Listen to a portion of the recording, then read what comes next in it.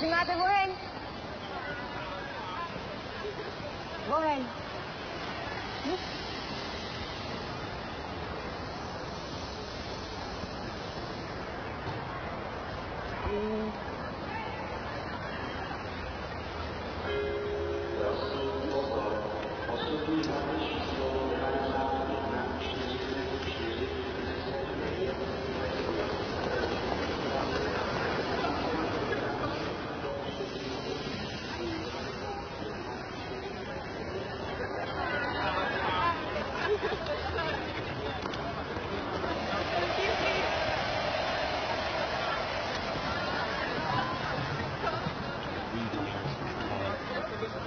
College kids at discotheque.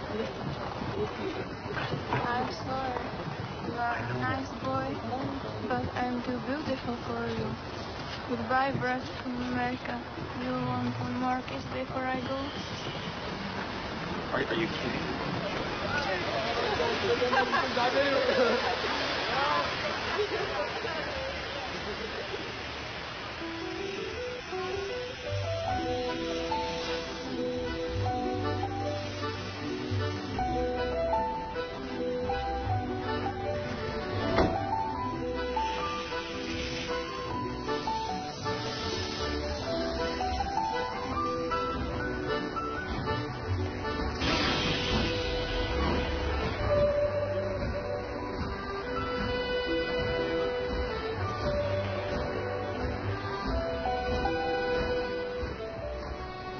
I'm here tonight to tell you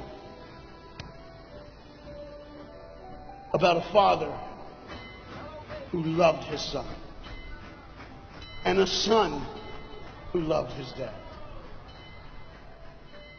The way this story is going to unfold for you, it's a little bit different because I want to bring it to now. You see, a dad would go home and he would go by to school, and every now and then he would pick up his son and say, "Son, why don't you go to work with me?" The boy loved that. And when his dad would just come and pick him up, he was the happiest boy ever. He knew that he would get to spend the afternoon with his father at work, and he would get his coat, and they would walk, and he would bring hot chocolate for his son, for it's really cold, and they would go through. But this boy was different. This boy would see things. This boy wasn't normal. And when they were walking one afternoon going to where dad worked, this boy would notice things that other people wouldn't notice. He sees things other people wouldn't see. He sees a man in a bathrobe in the middle of the street who's yelling at a second-story window. He sees a woman who's very angry at him and doesn't really want to hear what he says. This boy, as the rest of the world hustles by, he slows down. He sees the hurt and the pain. He sees the anguish and the sorrow. He sees the window close and a desperate man trying to get it done. What he did doesn't matter. That he hurting is all that matters. And this boy would see these things. His father rushes and gets him by the hand and says, "Let's go. Be late." He would stop and look one more time. Can I stop his pain? Can I stop her hurt? But the boy loved his father. They would go and they would catch the trolley. I think that's what you call it here. We call it a tram. Yeah, I don't know the words. But he would get on there with his dad, and the boy would just notice people. He would look. And that day, one particular, he noticed something as he got on the train. To explain something, as you can hear, there's a train coming, and I got to get through this before the train gets here. He saw a man, he saw a woman. He saw that the man seemed very happy and the woman seemed very sad, and he couldn't understand why they could be together and one be happy and the other be sad. He couldn't understand that, but the little boy knew that there was something wrong. He had this feeling, this instinct that was amazing, how he cared for other people, but he loved none other than his father. He knew his daddy loved him, and as he watched the world and their hurt and their pain, he knew that he would always have a father. But he even noticed this. I need you to understand as you hear this story and get involved in the life of this man and his son. I need you to notice that there's no mom. As they walked through the woods, the boy would say to his father, Dad, what will I do when I grow up? What will I get to do? Will I get a cool job like yours? How will I work? He says, I don't know, but I want to change the world. I want to do something great. I want to do something wonderful. I want to help people. I want to do something that could change the lives of anyone. I just want to be that great. I just want to do something good. And as he walked with his dad would say, son, you will be great. You will be awesome. You will change the world. Your life is going to be incredible. There was a train coming. There's always a train coming. The train is called life. We're all on the train of life, just riding. Whether we realize the truth or not, whether we realize what's happening or not, we're all on that same train tonight. Only God has saw it fit for us to be in the same room, in the same car, for such a time as this. When they get to the edge of the train track, he could see where his father worked. You see the bridge? That's what his dad did. You see, the bridge was very, very important. Boats needed to come to the harbor to get off their goods so they could make money. But trains were coming with people going from one town to the next. Not many cars in Europe, so they couldn't use a lot of that. So many people, not enough roads, so everybody used that train to get from the town to town to get to work and to get home. And one day the train was coming by. What you have to understand is that boy loved going to work with his dad. He would stay right by the river's edge, and he would do what he loved to do the most. Let me explain that. He loved to fish. Anybody like to fish here? Oh, all the guys go, The dad looks at his boy and he says, son, now remember the rules. You got to stay right here because I can see you from the window right here. Don't get out of the sight of this window because you got to stay there so I know you're safe. Get you something good to eat. But as you can hear, the train is coming. The father's job was cool. If I wasn't a preacher, I wouldn't mind doing that. Get to work. Get grease on you. Even if you didn't have to, you just squirt it on you like you feel like you did something. That's what I would do.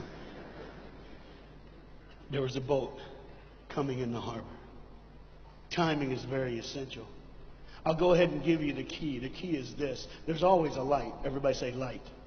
Say it again. One more time.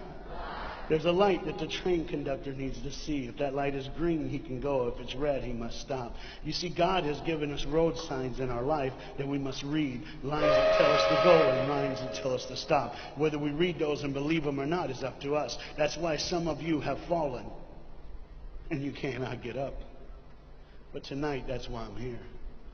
The boat needed to come through, so he called, and the man said, okay, I got time. It's a long time before the train should come. So he pulls the lever, as you just saw, and the big, huge stone steel bridge, the gears started turning. They started cranking the steam. All of a sudden, gears are moving, and that big, huge bridge is just starting to go up. As it rises higher and higher, he has to watch and make sure everything's set, everything's good, everything's fine. As he looks out the window, he could see everything, but the dad, being a good dad, keeps one eye on his work, but the other eye on his baby. One eye on the world, but the other eye on his children. You think God doesn't know where you are? He keeps one eye on his world and one eye on his child. No matter what you've done or where you've been, it's one eye on the world, but the other eye's on you. He's watched you and he's kept you. Even though your train is coming down the track, he understands that. And even though sometimes, I'm not going to get ahead of myself. See the red light? He didn't see it. So many times we don't see the red light. See, to just say the train was early. The boy can hear and see the steam. And he looks and says, Daddy, the train. Daddy, the train's early. Daddy, you got a daddy. Hey, Daddy, the train. Daddy, the train's coming. But the dad was looking at the gears, making sure he had enough oil, making sure there was enough steam to get the bridge back down for the train. And the boy knew one thing. Now listen, the boy knew that his dad one time showed him where the trigger was. It was a red lever. If he pulls it, the train bridge would collapse down fast and the train would be able to come across. All the boy knew was there were people on that train. There were people that needed to be saved. There were people that had, some of them just with their friends having a good time, like everything's fine. They did not know that the bridge was up. They did not know what was coming. They're just living their life like you and me, just going down the road, just being our own thing, doing our own thing. And the dad all of a sudden hears the train coming. He looks and then he says, oh, my son. He looks down and his boy's gone. He's like, oh my God, where's my son? Where's my son? He got up and down and he looks back just in time. to see his son trying to save the day. All he had to do was pull that lever. He reaches in to pull it, and the boy pulls too far, and he falls in the hole. Now it's on the Father. And God the Father, did you hear me? God the Father has to make a choice. It's his now. Do I save my son, or do I save the world? But they don't even know. They don't even know. The greatest decision of his life. He can blame it on them not seeing the red light. He can blame it doesn't matter anymore. Pull the lever, save the world. Leave it up, save your son. For God so loved the world that he gave his only son.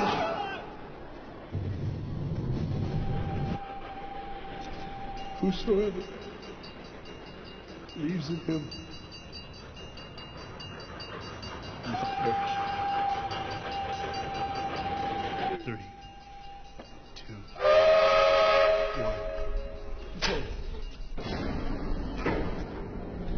They didn't even know. They never would know. They didn't even know the train goes by. It's fine. Everything's cool. The bridge is down. Just like always. It's always going to be down. Are you hearing me tonight? He gave his only son.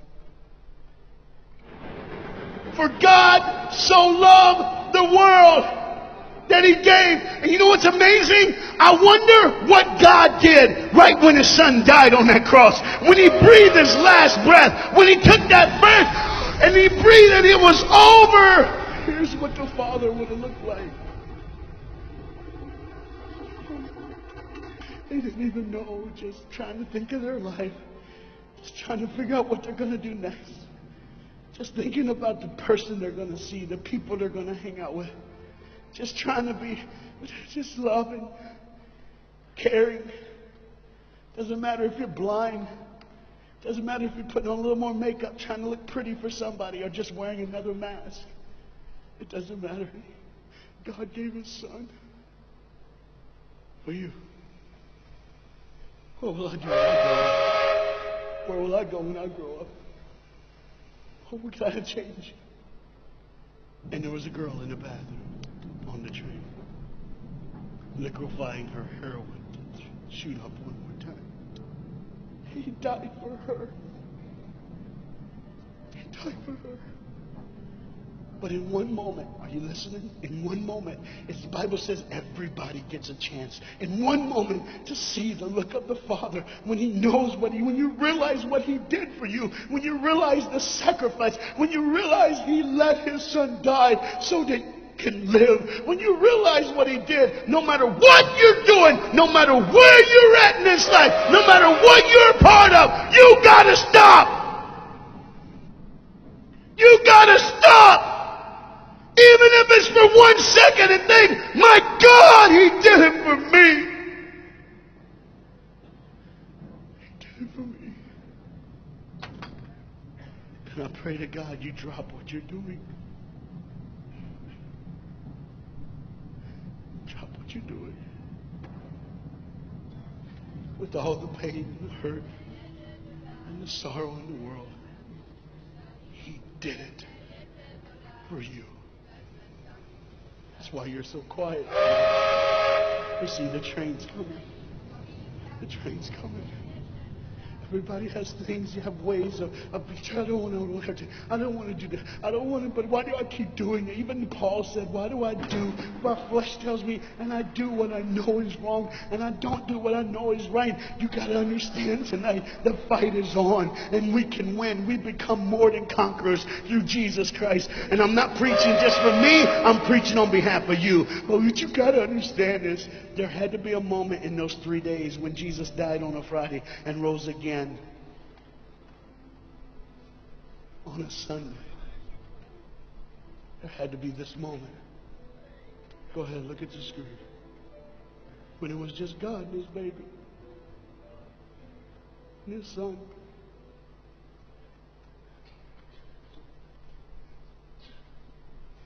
Every sin that's ever been committed in this earth is rolling through your mind right now. I'm here to tell you that as the sun sets in the afternoon, the sun will rise again. And when the sun rises again, you cannot change your past, but you can change your future. You see, it's always a different day. One day someone lives, the next day they die, the next day you wake up and you're still living. You're like, why am I going to live? Why does this have to be my turn? Why can't I? You can just preach. I can't stop, but I need you to see the whole picture here.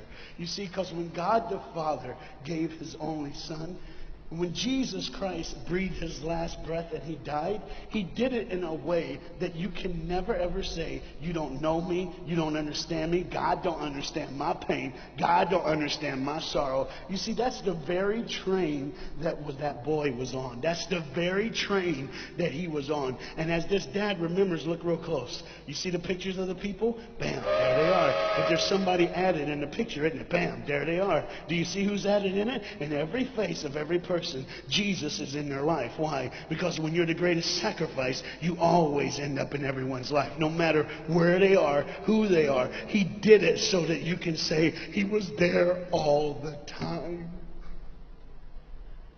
Waiting patiently in line. Jesus Christ was there all the time. And the train keeps going. The train keeps coming. Train keeps moving. People keep living and people keep dying. And God the Father just watches it all. One eye on the world, the other eye on you.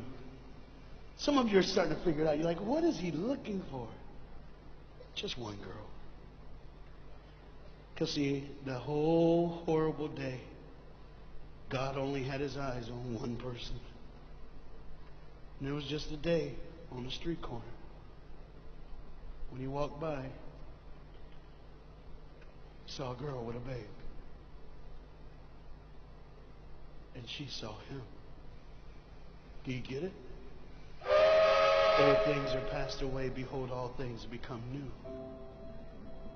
He did it so that we can live. No matter what the sin, no matter what the pain, no matter what the sorrow, the sacrifice was perfect. It was perfect. And it was for you. And God the Father watches it all unfold. And all he can say is one word.